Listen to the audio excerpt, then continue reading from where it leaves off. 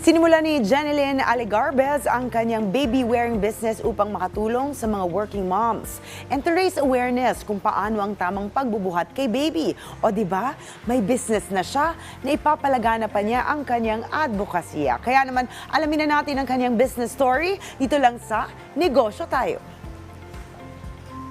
I'm Jeneline Aligarbez, halagang 30,000 pesos, meron na akong baby-wearing business.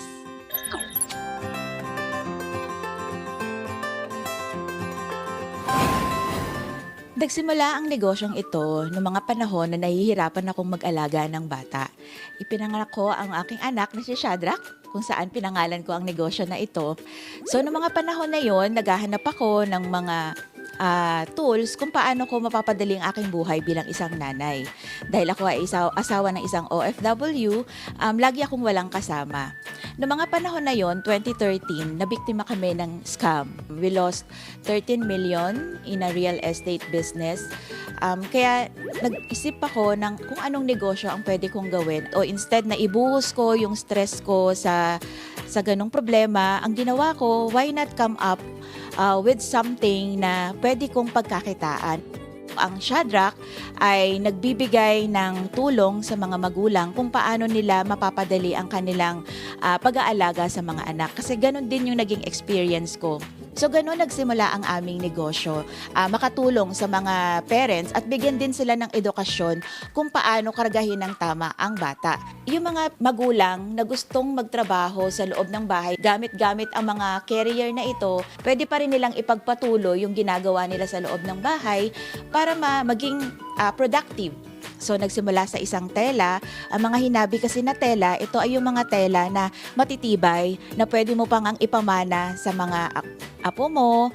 Ang nakakalungkot lang sa industry na ito is ang ating mga local weavers dito sa Pilipinas ay unti-unti nang namamatay. Bukod sa pinopromote po natin ang ating mga local weavers dito sa Pilipinas, pag-promote din po ng tamang pagkarga sa mga bata. Hindi lang po ito isang negosyo, ito rin po ay isang advokasya. Ang current status ng negosyo ngayon, compare sa nagsisimula pa lang kami, ako lahat noon. Right now, meron kaming weavers na 3, meron po kaming mananahe na 2, meron din po kaming supplier, meron din po kaming mga VA na 3, tapos isa pong sales manager and ako po. And social media manager, which is yung aking anak na.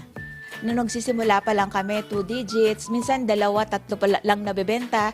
Pero ang sikreto talaga, hindi ka susuko eh. Dumating yung panahon na okay na, normal na may papasok na income, hanggang sa lumaki, hanggang sa meron na po kaming mga distributor din. Ang mabibigay kong tips and advice sa mga gustong magnegosyo ay unang-una dapat hindi ka susuko. Do not give up. Pangalawa, bilang isang entrepreneur, dapat you know how to survive and thrive. Ayan, na kahit lugmok ka na, hindi ka basta bibigay.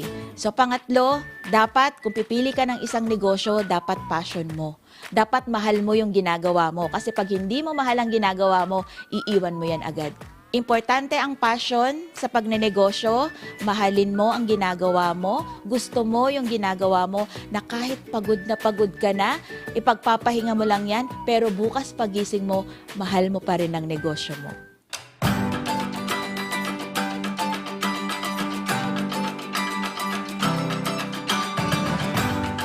Para sa mga gustong magnegosyo, follow your passion and commission will follow. Tara, magnegosyo tayo!